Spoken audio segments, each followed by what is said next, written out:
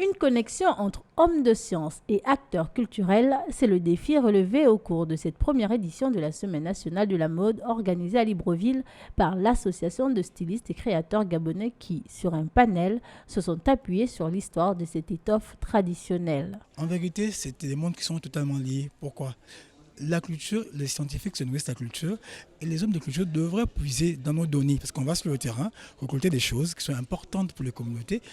Donc, ils peuvent venir vers nous, c'est ce qu'on appelle des corpus, récupérer des éléments qui peuvent être utiles à leur travail. Pour faire connaître la vraie valeur de l'artisanat africain, le tissu raffia a ainsi été décortiqué puis présenté sous plusieurs formes, comme une touche d'élégance et de sophistication qui allie tradition et modernité. Le raffia joue un rôle fortement sur la valorisation de notre culture gabonaise.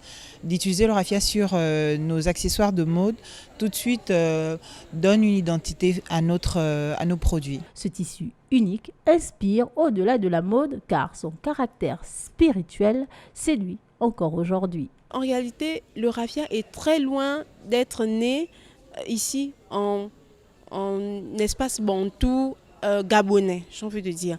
Là, il nous apprend que c'est né en pays Congo, qu'il y a eu plusieurs ethnies qui ont travaillé là-dessus avant que ça n'arrive au Gabon par les voies téké. Pour les acteurs gabonais de la mode, il s'agit désormais d'impulser l'industrialisation du secteur à travers cette étoffe tendance et unique dont l'univers du luxe en raffole.